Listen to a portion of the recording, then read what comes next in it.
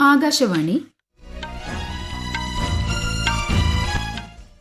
നമസ്കാരം. വാർത്തകൾ വായിക്കുന്നത് അശ്വതി.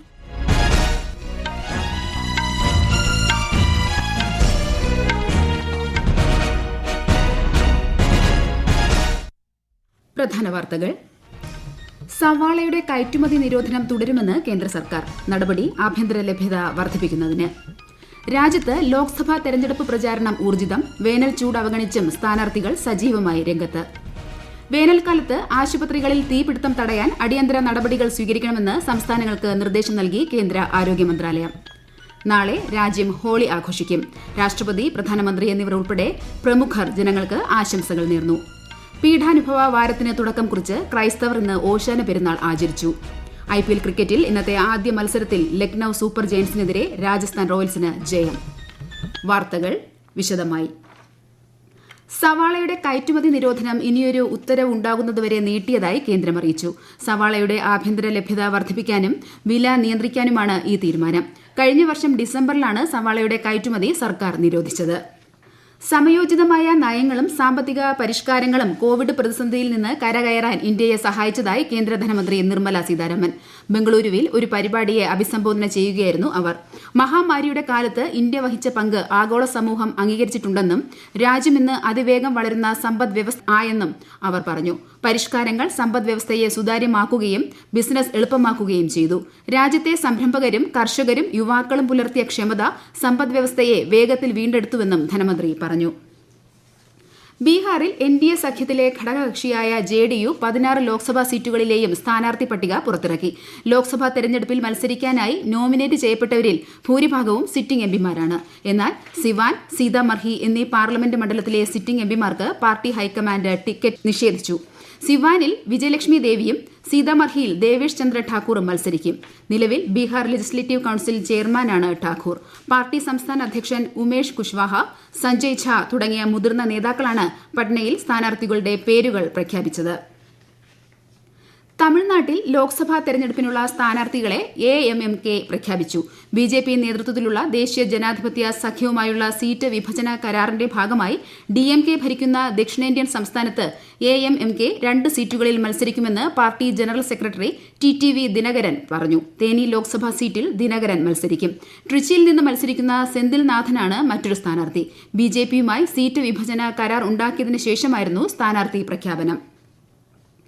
ലോക്സഭാ തെരഞ്ഞെടുപ്പിനോടനുബന്ധിച്ച് കേരളത്തിൽ അനധികൃത പണമിടപാട് കർശനമായി നിരീക്ഷിക്കാനും നടപടികൾ സ്വീകരിക്കാനും മുഖ്യ തെരഞ്ഞെടുപ്പ് ഓഫീസർ സഞ്ജയ് കൌൾ ജില്ലാ വരണാധികാരികൾക്ക് നിർദ്ദേശം നൽകി. എറണാകുളം, ആലപ്പുഴ, കോട്ടയം, തൃശൂർ, പാലക്കാട്, മലപ്പുറം എന്നീ 6 ജില്ലകളിലെ തെരഞ്ഞെടുപ്പ് ഒരുക്കങ്ങൾ വിലയിരുത്തുന്നതിനായി എറണാകുളത്ത് ചേർന്ന യോഗത്തിലാണ് നിർദ്ദേശം. തെരഞ്ഞെടുപ്പുമായി ബന്ധപ്പെട്ട് എല്ലാ ബാങ്കുകളിലെയും സംശയകരമായ ഇടപാടുകൾ ഉൾപ്പെടെ നിരീക്ഷിക്കും. അയൽ സംസ്ഥാനങ്ങളുമായി അതിർത്തി പങ്കിടുന്ന ജില്ലകളിലും ജില്ലാ അതിർത്തികളിലും കർശന പരിശോധന നടത്തുമെന്നും മുഖ്യ തെരഞ്ഞെടുപ്പ് ഓഫീസർ പറഞ്ഞു. കനത്ത ചൂടും അവധിയും വകവയ്ക്കാതെ കേരളത്തിൽ ലോക്സഭാ തെരഞ്ഞെടുപ്പ് പ്രചാരണം സജീവമായി തുടരുന്നു. ഒരു റിപ്പോർട്ട്.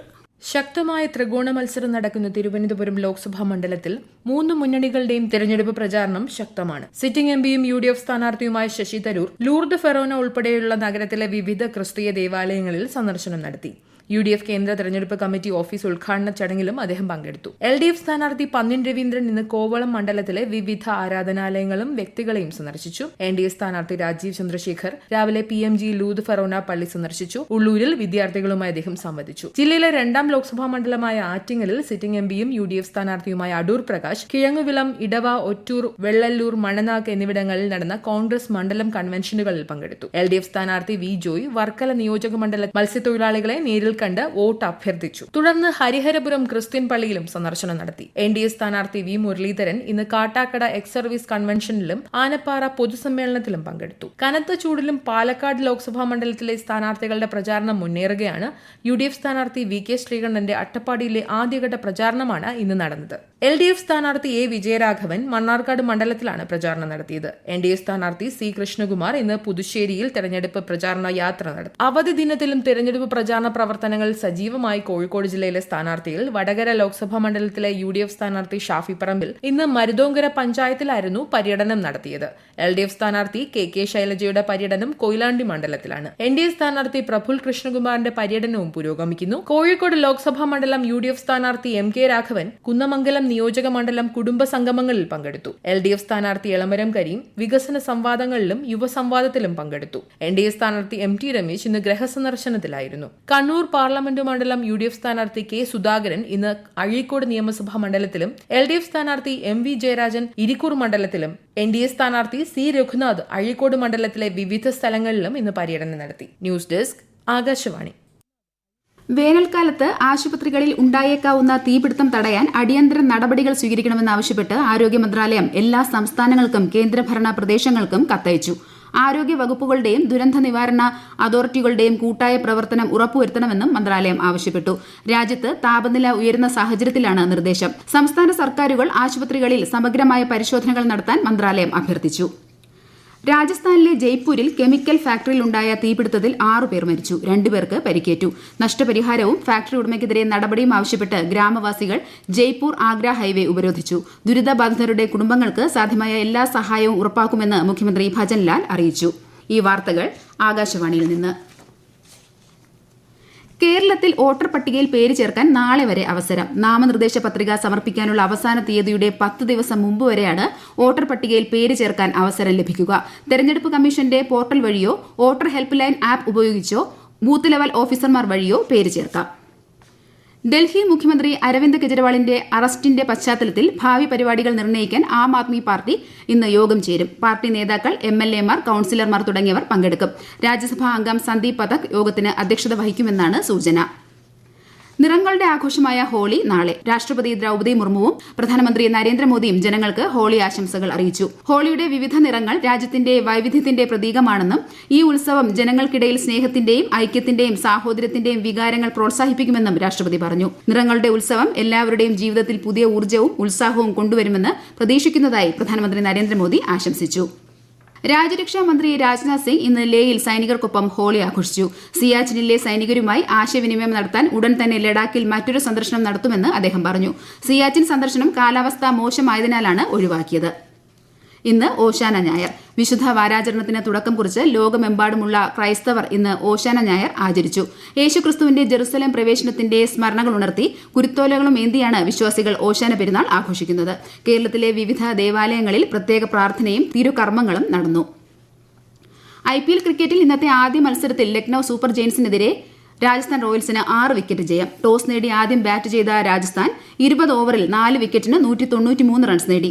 മറുപടി ബാറ്റിംഗിനിറങ്ങിയ ലക്നൌവിന് 173 റൺസ് നേടാനേ സാധിച്ചുള്ളൂ. ഇന്നത്തെ രണ്ടാമത്തെ മത്സരത്തിൽ ഗുജറാത്ത് ടൈറ്റൻസ് മുംബൈ ഇന്ത്യൻസിനെ നേരിടുന്നു. കേരളത്തിൽ 9 ജില്ലകളിൽ ഉയർന്ന താപനില സാധ്യത കണക്കിലെടുത്ത് വ്യാഴാഴ്ച വരെ മഞ്ഞ ജാഗ്രത. ആലപ്പുഴ, ഇടുക്കി, വയനാട്, മലപ്പുറം, കാസർഗോഡ് ഒഴികെയുള്ള ജില്ലകളിലാണ് കേന്ദ്ര കാലാവസ്ഥാ വകുപ്പിന്റെ ജാഗ്രതാ നിർദ്ദേശം. കേരള തീരത്തും തെക്കൻ തമിഴ്നാട് തീരത്തും ഇന്ന് രാത്രി 11:30 വരെ ഉയർന്ന തിരമാലയ്ക്കും കടലാക്രമണത്തിനും സാധ്യതയുണ്ടെന്ന് ദേശീയ സമുദ്ര സ്ഥിതി പഠന ഗവേഷണ കേന്ദ്രം അറിയിച്ചു. അരുണാചൽ പ്രദേശിന്മേലുള്ള ചൈനയുടെ അവകാശവാദം യുക്തിരഹിതമാണെന്ന് വിദേശകാര്യമന്ത്രി S. ജയശങ്കർ. ഇക്കാര്യത്തിൽ ഇന്ത്യയുടെ നിലപാട് സുവ്യക്തവും സുസ്ഥിരവുമാണെന്ന് അദ്ദേഹം പറഞ്ഞു. 3 ദിവസത്തെ സിംഗപ്പൂർ സന്ദർശനത്തിന്റെ ഭാഗമായി ഇൻസ്റ്റിറ്റ്യൂട്ട് ഓഫ് സൌത്ത് ഏഷ്യൻ സ്റ്റഡീസിൽ പ്രഭാഷണം നടത്തുകയായിരുന്നു അദ്ദേഹം.